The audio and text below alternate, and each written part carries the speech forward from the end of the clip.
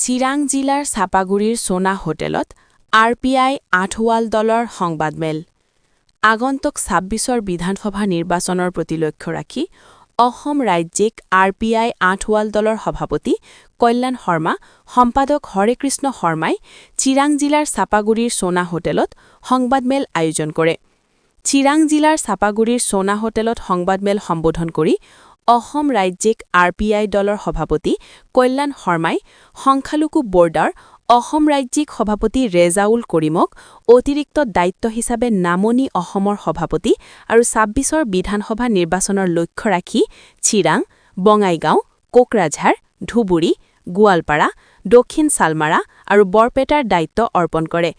ইপিনে অসম ৰাজ্যিক কমিটিৰ উপসভাপতি আমজাদ আলীক সংবাদমেলযোগে অতিৰিক্ত নামনি অসমৰ সম্পাদক আৰু ২৬ৰ বিধানসভা নিৰ্বাচনৰ ইনচাৰ্জ হিচাপে তামুলপুৰ, বাক্সা, নলবাৰী, বৰপেটা দায়িত্ব অৰ্পণ কৰে। ২৬ৰ বিধানসভা নিৰ্বাচনত RPI আঠৱাল দলে এইবাৰ ৪০খন সমষ্টিত প্ৰাৰ্থিত্ব প্ৰদান কৰিব। তাৰে ৫খন সমষ্টিৰ প্ৰাৰ্থীৰ নাম ঘোষণা কৰে। প্ৰাৰ্থীকেইগৰাকী হৈছে পাকাবেতবাৰী সমষ্টিৰ আমজাদ আলী, সৃজনগ্ৰাম সমষ্টিৰ ৰেজাউল কৰিম, পলাশবাৰী সমষ্টিৰ কল্যাণ শৰ্মা, ঢিং সমষ্টিৰ হিৰুকজ্যোতি বৰা আৰু চাবুৱা সমষ্টিৰ ইজৰাইল নান্দা। পৰৱৰ্তী তালিকাত ১৪ ডিচেম্বৰৰ পিছত ঘোষণা কৰিব বুলি সংবাদমেলৰ জৰিয়তে জনায়। News desk, Bijni first 24। প্ৰথমতে সমূহ অসমবাসী ৰাইজলৈ ইংৰাজী নৱবৰ্ষৰ শুভেচ্ছা যাচিছোঁ। আহি থকা মাঘ বিহুৰ সকলোকে শুভেচ্ছা যাচিছোঁ। আজি Republican party of India Athawale দলৰ ৰাজ্যিক সভাপতি হিচাপে আৰু মোৰ লগত কেইজনমান কৰ্মী লৈ চিৰাং ডিষ্ট্ৰিক্টৰ সোনা হোটেলত আমি এই সংবাদমেল আয়োজন কৰিছোঁ। যিহেতু আপোনালোকে জানে সন্মুখত ২০২৬ৰ বিধানসভা আমাৰ সন্মুখত আহি আছে আৰু Republican party of India Athawale দলে অসমত ৩০ৰ পৰা ৪০টা চিটত অংশগ্ৰহণ কৰিম বুলি আমি সাজু হৈছোঁ।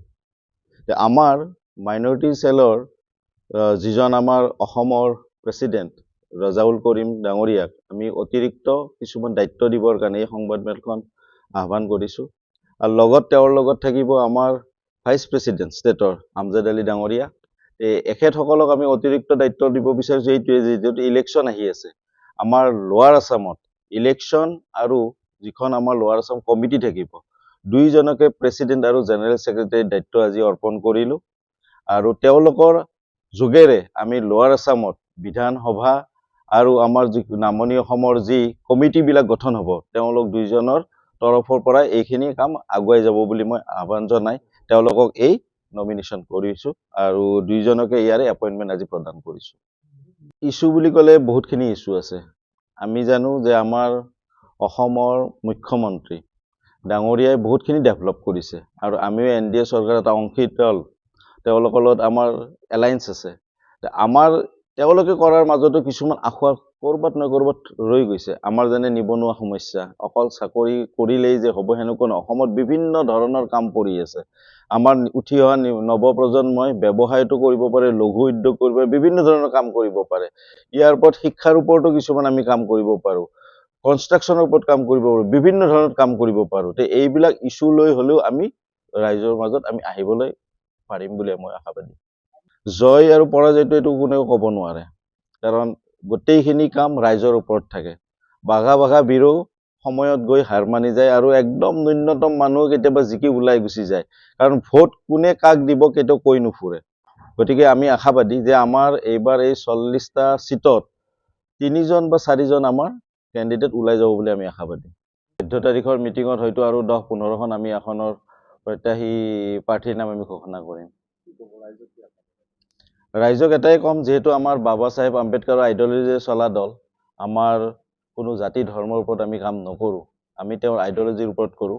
সকলোৱে মিলিজুলি আমাৰ ৰাজ্যখন আগুৱাই নিব লাগিব। গতিকে তাৰ কাৰণে তেওঁলোকৰ যিটো বিবেকৰ ভোট, সেই বিবেকৰ ভোট দি পেলাই এখন সুস্থ সমাজ গঢ়িব বুলি মই আশাবাদী।